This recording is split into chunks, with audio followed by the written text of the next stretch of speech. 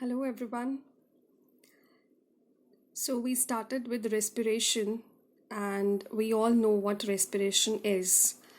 That is the food that we take by the process of nutrition, how it is utilized to get energy. Now, today we are going to discuss a brief about respiration in plants, and then we will shift to respiration in animals. Now, how do the plants respire?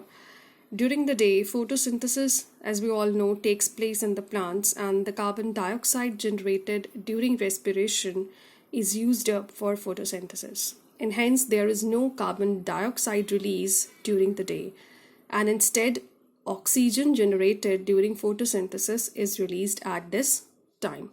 It means that during the day in the plants, two processes takes place. Number one, respiration, and number two, photosynthesis. In the respiration, they take in oxygen and give out carbon dioxide.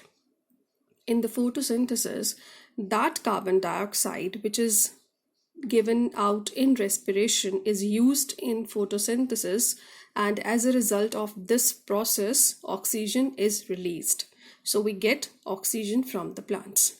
Now at night, when there is no photosynthesis occurring, carbon dioxide generated during respiration is released by the plants.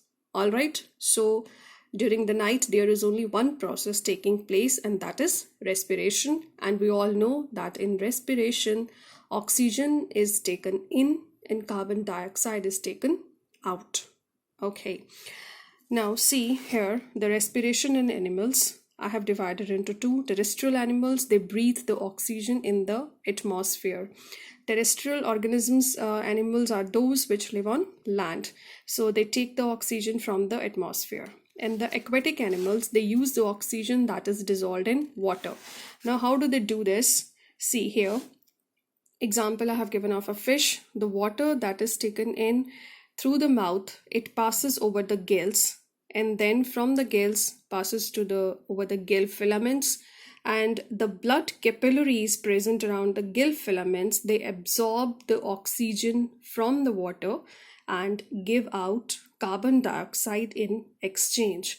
It means the exchange of gases takes place through the blood capillaries present around gill filaments. Now here is a note to remember that since the amount of dissolved oxygen is low compared to the amount of oxygen in air, the rate of breathing in aquatic organisms is much faster than that seen in terrestrial organisms, because we all require oxygen to live. So because the amount of oxygen which is dissolved in water is low, so the aquatic organisms, they have to breathe much faster, and the rate of breathing is faster as compared to the terrestrial organisms.